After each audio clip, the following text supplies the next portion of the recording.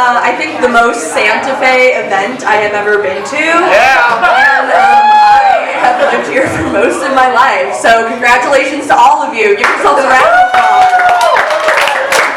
I'm also a bisexual woman. I came out about 7 years ago, and when I was coming out, I had decided it was time to tell my father. And my father has dementia, which is a huge bummer, but for the purposes of this joke, we can all laugh together. And so I decided to come out to him. I was a little nervous, and he has, some trouble understanding, a little trouble communicating. So I said to him, Dad, I need to tell you something, I'm bisexual.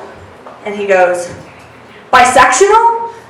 And I said, no, bisexual. And he goes, a man and a woman or a woman and a woman? And I said, well, kind of both. And he goes, that is, and I was terrified, like, what is he going to say? That is fantastic. And either he understood that what I was trying to say was that I'm attracted to both people of my own gender and other genders, or he thought that I was hosting multi-gender orgies on large multi-piece sofas that linked together at right angles. And in either case, I was really happy for the support. Thanks, Dad. But yeah, I'm bisexual. It was something that I didn't come to understand for a really long time. When I was in middle school, my cousin told me that bisexual people weren't real. They were just greedy sluts who wanted the best of both worlds. But I'm not a greedy slut because I'm a bisexual. I'm a greedy slut because I'm a Libra. Yeah. I keep learning more and more about astrology, and it's really the only thing that has helped me sort of make sense of my affinity for stand-up comedy, because I was kind of wondering, like, why do I like to do this so much? And then someone read my chart and explained to me what Sagittarius rising means. So it makes a lot more sense to me now. I've got the Sag rising, which is like, thank you for coming to my show. Enjoy my jokes, please. They are very funny and very smart. Yeah. But then I've also got the Libra thing, which is like, please like my jokes. Please, everyone, like my jokes. Please like me. I love all of you so much. Is everyone happy? Is everyone okay? Is there anything I can do to make everyone happy or okay? And then I've got the Taurus moon right here that's like, is there a bed in here that I can take a nap on? And if there is not, when can I leave to go home to sleep? This is a lot. So I think between those three levels, I'm like doing pretty well. As much as I do really like astrology, I tend to be agnostic about most things, and I try to stay kind of agnostic about most things. Like, I'm not sure if astrology is real, or if God exists, if magic is real, if squirting is actually coming, or just a little bit of pee coming out. But I mean, does it really matter? Either way, someone is so sexually excited that a lot of stuff happens. I actually looked it up at a certain point, and I figured out, it said online, the scientific article said, it's arousal fluid. I was offended. I was like, that's such an unromantic name for such a cool thing. Like, well, baby, was that a little arousal fluid? Like, it's like so nerdy. Such a nerdy phrase for such a horny ambrosia as squirting. Speaking of horny ambrosia, I heard that we've got some burlesque acts coming up. I really like burlesque. It's kind of like slutty Halloween, but with dancing. But I have a complicated relationship with it, right? Because I am a Libra, so it's like I don't know what to do. Every time I go to a burlesque show, I end up walking out with like 4 or 5 cases of unrequited love. I get really attracted to like very talented people and watching very talented people doing their thing, which has been really hard watching stand-up comedy.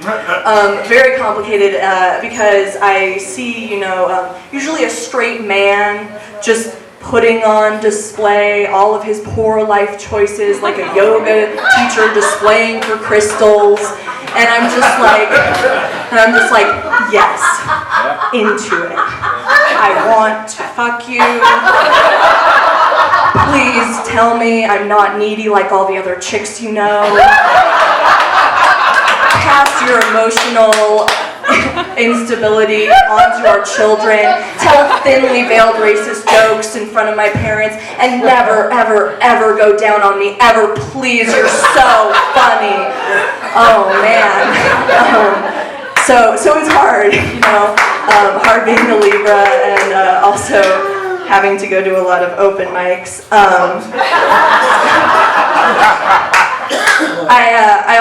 I grew up in Santa Fe. I grew up going to St. Francis Cathedral, but of all the things that I'm agnostic about, I do know that I used to be Catholic and now I'm not.